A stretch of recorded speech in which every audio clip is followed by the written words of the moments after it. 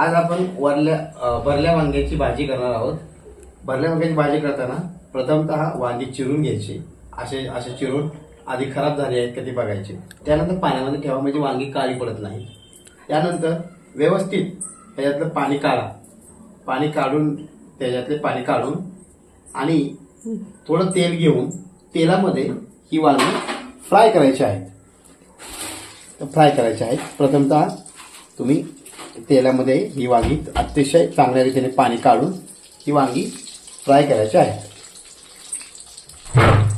तर आपण ही वांगी फ्राय करून घेऊया।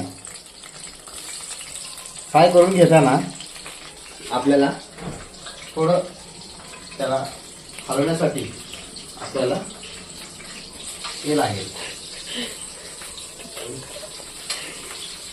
गॅस थोडासा मंद ठेवायचा आहे आणि थोडी वांगी फ्राय करून घ्यायची आहे।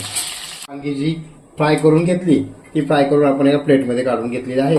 त्यानंतर आपण ह्या तेलामध्येच आपण जिरे मोहरी फ्राय करून घ्यायचे आहेत। जिरे थोडे टाकायचे आहेत, त्यानंतर थोडी मोहरी टाकायची आहे।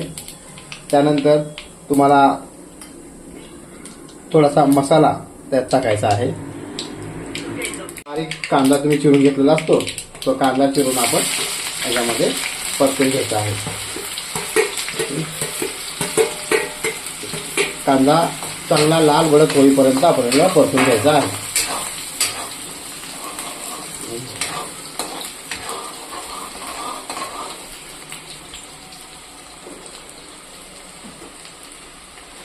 तर आपलं तेल जास्त झालं असं आपल्याला वाटतंय, तर आपण काय करायचं, काय करता तसंच तेल ठेवायचं। थोडं तेल जास्त झालं असेल तरी आपण काही हरकत नाही, आपलं हा पहिला ट्राय असल्यामुळे आपण थोडंसं कॉम्प्रोमाइज करू शकतो। हो, तर आपण किचन मध्ये येऊन भाजी बनवतो आपल्या बायकोसाठी, मुलीसाठी, हेच आपलं फार महत्वाचं काम असतंय आणि हेच आपला फार चांगला आठवडा असतो। त्यामुळे थोडंफार तेल जास्त झालं तर त्यावेळेस समजून घ्यायचं।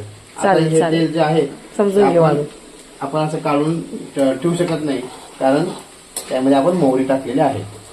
त्यानंतर काय करायचंय, काय नाही, थोडा वेळ थांबायचं, परतायचंय अजून कांदा नाही, कांदा असा परतून घ्यायचा। थोडंसं प्रमाणात तिखट, थोडं तिखट जेवढं तुम्हाला तिखट लागेल तेवढं। त्यानंतर थोड्या प्रमाणात हळदीनंतर तुमच्याकडे जर काही मसाला असेल, नाही तुमच्याकडे जर काही मसाला असेल तर मसाला कुठला आहे का आपल्याकडे, तो हा एक मसाला आमच्याकडे आहे, तो मसाला परत थोडासा टाकायचा आहे। तो हा नाही, तो मसाला आहे, मसालाच आहे ना, मसालाच टाकायचा नाही। आपल्याला हा मसाला टाकल्यानंतर आपण ह्याच्यामध्ये थोडस हे टाकायचं आहे, कांदे टमॅटो असेल तर टमॅटो टाकायचा। आज आमच्याकडे टमॅटो असल्यामुळे आम्ही आज टमॅटो टाकणार नाही आहोत, तर टमॅटो नाही टाकणार आहोत। तर आपण नाही, काय आवाज नका वाढू, तर सर्व तयार केलेलं आहे। हे आमचं वैयक्तिक नागेश जोशींचं मिश्रण आहे, त्यामुळे ही आमची एक रेसिपी आहे, सिक्रेट रेसिपी आहे।